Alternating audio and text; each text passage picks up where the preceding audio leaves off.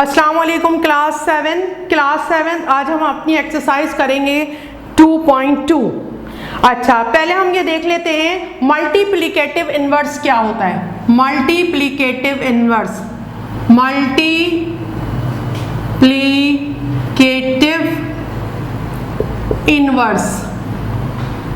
Inverse mean क्या होता है। जैसे मैं कहूँ 2 अपॉन, अब ये सारे चैप्टर और सारी बात रेशनल नंबर्स की है जिसमें आपका फ्रैक्शन आ जाता है।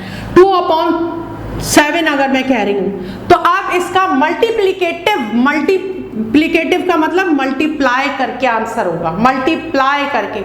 मल्टीप्लिकेटिव इनवर्स का क्या मतलब होता है, उलट। जैसे मैं कहती हूँ कि आपका डिवीजन जो है वो इनवर्स है मल्टीप्लिकेशन का। यानी जब आप किसी चीज को, जैसे सपोज आप डिवाइड कर रहे हैं 10 को 2 से, तो 2 5 टाइम इज 10, ठीक है, और आपने ये कुछ भी नहीं बचा। लेकिन अगर आप इन दोनों को दोबारा मल्टीप्लाई कर देंगे तो 10 आ जाएगा। यानी मल्टीप्लिकेशन इनवर्स है किसका, डिवीजन का, या डिवीजन इनवर्स है मल्टीप्लिकेशन का, ठीक है। बिल्कुल इसी तरह मल्टीप्लिकेटिव इनवर्स क्या होगा इसका अपोजिट नंबर, यानी आप ये कर दें 7/2, उलट दें उसको, तो वो इसका मल्टीप्लिकेटिव इनवर्स है, ठीक है।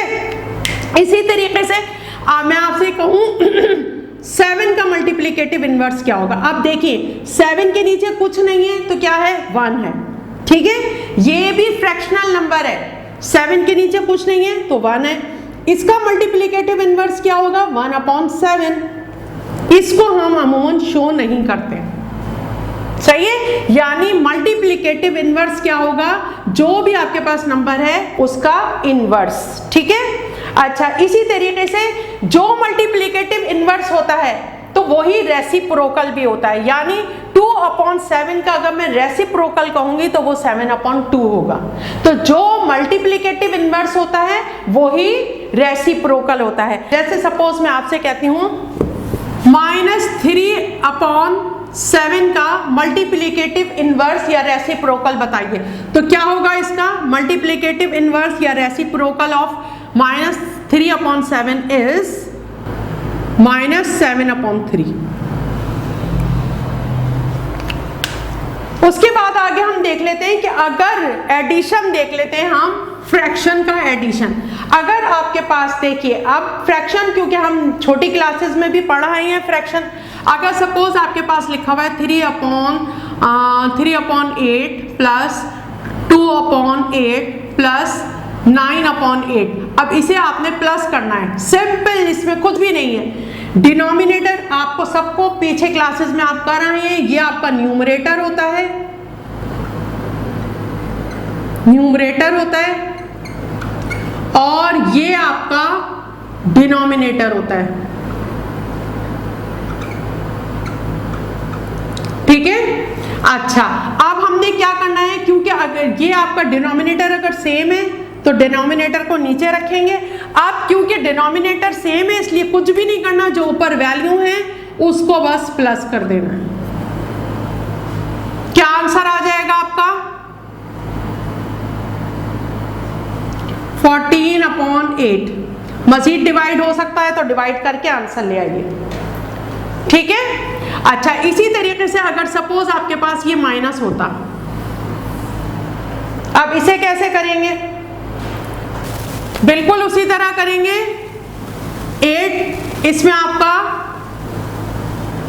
डिनोमिनेटर अब 8 आएगा, यानी आपने एलसीएम पूरा इसका 8 आया, और 3 + 2 - 9, बिल्कुल ये इसी तरह आ जाएगा, और फिर इसी तरह आपने आंसर निकाल लेना होगा इसका। अच्छा, ये आप 4th और 5th में पढ़ आए हैं कि अगर कहीं पर सिर्फ प्लस और माइनस 2 साइन मौजूद है, ये सिर्फ 2 ऑपरेशन है, ये आप 4th और 5th में पढ़ के आए हैं। प्लस और माइनस यानी सिर्फ 2 ऑपरेशन है, तो हमेशा पहला जो ऑपरेशन होगा वो सॉल्व होगा, उसके बाद उसका वाला होगा।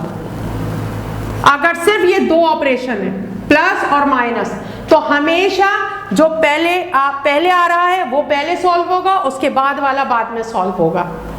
ठीक है। अच्छा, अब इसकी एक और एग्जाम्पल कर लेते हैं हम। अब देखिए, अगर आपके पास डिनोमिनेटर डिफरेंट है, अब हम क्या करेंगे? जब डिनोमिनेटर डिफरेंट है तो अब इसका हम एलसीएम निकालते हैं। 7 और 6, इसका एलसीएम कैसे निकालेंगे? अब देखेंगे दोनों एक टेबल में नहीं आते, तो इसका मतलब ये हुआ 7 से करेंगे और फिर उसके बाद 6 से करेंगे। ठीक है, यानी ये करने की जरूरत ही नहीं थी, सिंपल दोनों को मल्टीप्लाई करके आपके पास क्या आंसर आ गया? 42। अब गौर से देखिए, जब 42 आ गया तो अब इसे कैसे करेंगे? आप देखिए, 42 को पहले इधर रखेंगे और ये सब रफ वर्क है आपका। 42 मल्टीप्लाई का साइन लगाएंगे और पहला फ्रैक्शन आपका ये वाला है। अब आप इसे लिखेंगे -2/7। ठीक है। अब देखिए, ये देखिए इस तरह क्रॉस में आ रहा है। 7 1 टाइम इज 7, 7 6 टाइम 42। अब यानी आपके पास यहाँ क्या बचा? आप ये रफ वर्क है आपका। अब आपके पास यहाँ बचा 6 और 2 और ये दोनों हो रहे हैं मल्टीप्लाई।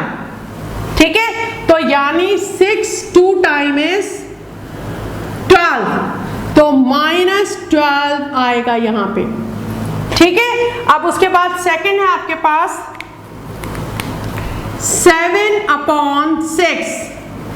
ठीक है, इसको फिर आप मल्टीप्लाई करें किससे? 42 से। आप उधर रखें इधर रखें, बात एक ही है, कोई फर्क नहीं पड़ता। इस साइड रख लें या उस साइड रख लें। 6 1 टाइम इज 6, 6 7 टाइम इज 42। अब यहाँ 7 और 7 आपस में मल्टीप्लाई हो जाएगा, तो अब यहाँ आपका आंसर आएगा +49। ठीक है। अब हम देखेंगे 49 में से 12 को क्या करेंगे? माइनस करेंगे। 49 में से 12 को माइनस करेंगे क्योंकि 49 प्लस का है। 37। क्या आंसर आ गया आपके पास? 37/42। अब ये आगे नहीं हो सकता, क्यों? क्योंकि ये देखिए कि कम है और ये ज्यादा है 42, तो इसलिए अब ये डेसिमल में जाएगा और वो अभी आपका इसका हिस्सा नहीं है। सही है। अच्छा, अब आ जाइए, एक और क्वेश्चन करके दिखा देती हूँ आपको मैं। अब ये देखिए, आप पहले तो ब्रैकेट को सॉल्व करेंगे। हम 4th में पढ़ आए हैं कि अगर आपके पास इस तरह में पहले ब्रैकेट हो, यानी 2 आपके पास सिर्फ ऑपरेशन है यहाँ पे और पहले ब्रैकेट है, या 3 भी ऑपरेशन हो लेकिन अगर ब्रैकेट है तो पहले ब्रैकेट को सॉल्व करते हैं। यानी आपके पास 2/9 और आप ये देखिए ब्रैकेट शो करता है मल्टीप्लाई के साइन को। ब्रैकेट का मतलब क्या होता है? मल्टीप्लाई। तो यानी इसका मतलब है माइनस माइनस से क्या हो रहा है? मल्टीप्लाई हो रहा है। और ये टेबल आप याद कर लीजिएगा कि जब माइनस को मल्टीप्लाई करते हैं माइनस से तो इसका आंसर आता है हमेशा आपके पास प्लस, और जब माइनस को प्लस को मल्टीप्लाई करते हैं प्लस से तो भी आंसर आता है प्लस। इन दोनों सूरतों में आंसर आता है प्लस। लेकिन जब आप माइनस को मल्टीप्लाई करते हैं प्लस से और प्लस को मल्टीप्लाई करते हैं माइनस से,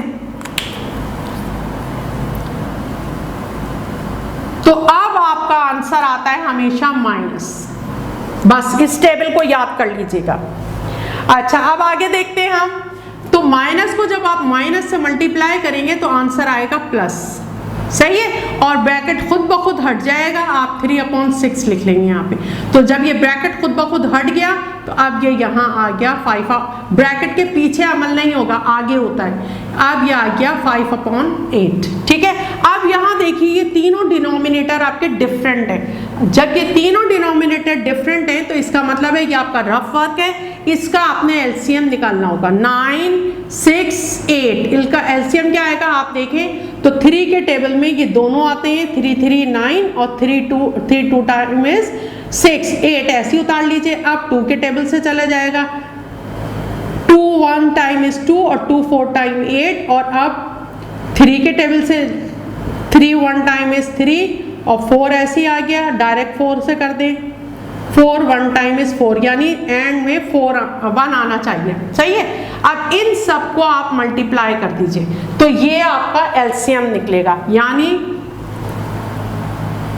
एलसीएम क्या 3 multiply 2 multiply 3 multiply 4, 3 multiply 2 multiply 3 multiply 4, 3 2 time 6, 3 2 time is 6, 6 3 time 18, 18 4 time is 72, ठीक है। अब यानी इसका एलसीएम आ गया आपके पास 72। अब बिल्कुल उसी तरह करना है जैसा भी पहले। अब ये मैं मिटा रही हूं, ये रफ वर्क है सारा आपका, आप रफ कॉलम में करेंगे। अब 72 को मल्टीप्लाई करेंगे सबसे पहले आप 2/9 से, और फिर उसके बाद 72 को करेंगे 3/6 से, फिर 72 को करेंगे 5/8 से। अब देखिए 9 1 टाइम 9 और 9 8 टाइम इज 72।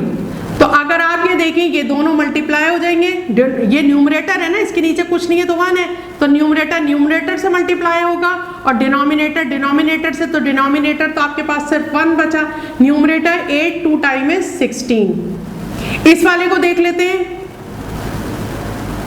6 1 टाइम इज 6 और 6 2 टाइम 12, तो यहां आपके पास क्या बचा 12।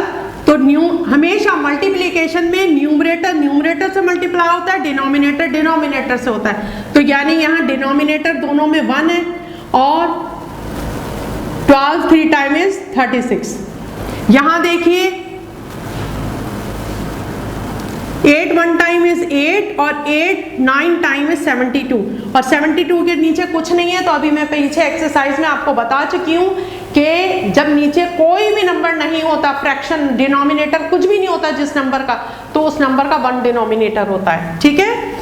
अच्छा, अब इसको देखें आप, जब हम मल्टीप्लाई करते हैं तो फ्रैक्शन के मल्टीप्लिकेशन में न्यूमरेटर न्यूमरेटर से मल्टीप्लाई होता है और डिनोमिनेटर डिनोमिनेटर से मल्टीप्लाई होता है। 1 और 9 5 टाइम इज 45।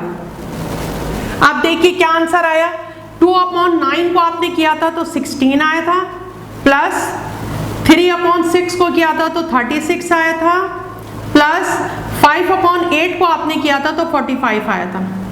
अब इन तीनों को आपने प्लस कर देना है।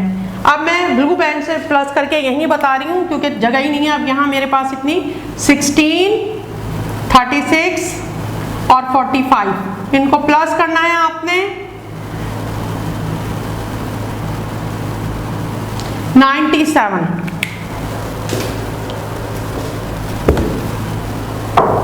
क्या आंसर आया आपका 797 97/72। अब आप इसे मजीद डिवाइड करके जो है आंसर निकाल सकते हैं। यहां निकाल रही हूं मैं 97 को 72 से करें तो देखिए 1 टाइम ही जाएगा सिर्फ।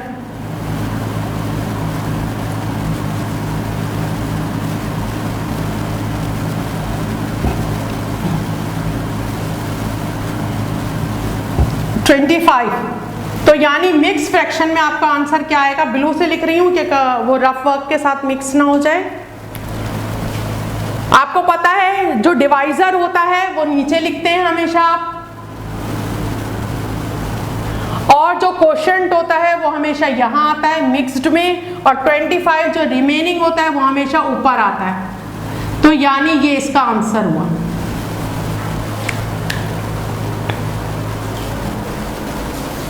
ठीक है, उसके बाद नेक्स्ट क्वेश्चन देखिए। नेक्स्ट क्वेश्चन है find the additive and multiplicative inverse of each of the following. Additive and multiplicative inverse, multiplicative inverse तो वही होता है जैसे रेसिप्रोकल आपने निकाला है। जैसे आपका 17 अपॉन सपोज कोई नंबर है आपका,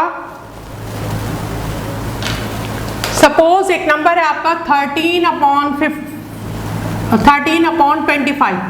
अब इसका मल्टीप्लिकेटिव इनवर्स क्या होगा मल्टीप्लीकेटिव इनवर्स ऑफ 13/5 इज 25/13।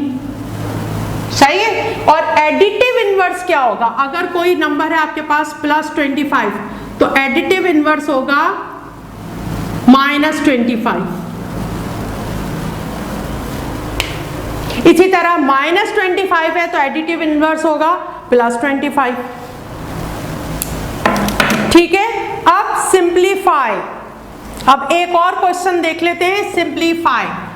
तो एडिटिव इनवर्स किसे कहते हैं? एडिटिव इनवर्स होता है कि अगर प्लस में नंबर आपको दिया हुआ है तो उसका एडिटिव इनवर्स माइनस में होगा, वही नंबर माइनस में होगा।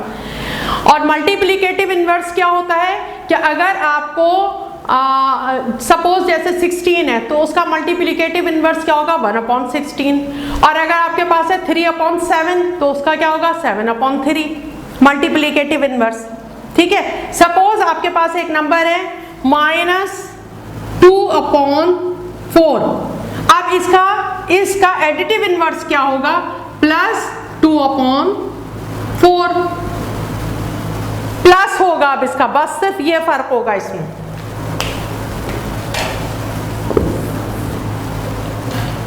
अब हम एक और क्वेश्चन कर लेते हैं, मल्टीप्लिकेशन वाला है वो। देखिए अब इसे कैसे हमने करना है, पहले हमें वही ब्रैकेट को खत्म करना होगा। क्या होगा? ये = का साइन लगाइए, -2/, क्योंकि इससे पहले कुछ भी नहीं है तो डायरेक्ट इसे ऐसे ही उतार लेंगे। आगे देखिए, अब यहाँ मल्टीप्लाई है और फिर यहाँ -4/6 है, यानी अब इसका मतलब क्या हुआ कि आपका ये ब्रैकेट खत्म करके आप मल्टीप्लाई का साइन ही होगा लेकिन -4/6 लिखेंगे ऐसे। इसी तरह मल्टीप्लाई -3/4 लिखेंगे आप। ठीक है। अच्छा अब देखिए, अब मल्टीप्लाई करते वक्त आप हमेशा ऊपर से नीचे और या फिर यूं क्रॉस में या फिर यूं क्रॉस में ऐसे कटिंग होती है। ऐसे हॉरिजॉन्टली कटिंग नहीं होती, ये गलत है। आप इस तरह नहीं इसको काट सकते, ना इसको इस तरह काट सकते। आप ऐसे तो काट सकते हैं, ऐसे भी काट सकते हैं, ऐसे भी काट सकते हैं। अब मैं एग्जाम्पल के तौर पे आपको करके बताती हूँ। हालांकि ये 4 और 4 कट रहा है लेकिन मैं नहीं काट रही, आपको मैं यूं बता रही हूँ। देखिए 2 टाइम इज 4 और 2 3 टाइम इज 6, है ना। और देखिए 3 1 टाइम इज 3, 3 1 टाइम इज 3, और 2 1 टाइम इज 2 और 2 2 टाइम इज 4। क्योंकि इन सब के दरमियान में मल्टीप्लाई, इसलिए सब एक दूसरे से डिवाइड हो जाएंगे, डिवाइड और मल्टीप्लाई हो जाएंगे।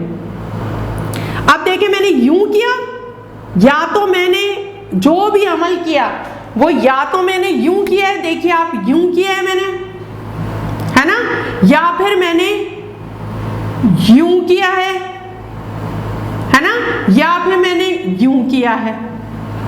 मैंने ना ऐसे किया है और ना मैंने ऐसे ऊपर वाले में किया है, ये नहीं करेंगे, ऐसे नहीं होता।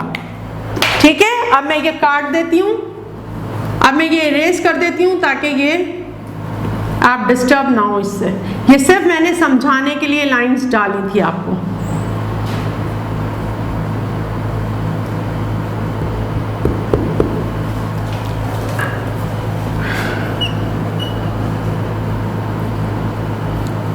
ठीक है। अच्छा अब हमारे पास क्या बचा, अगर हम देखें गौर करें,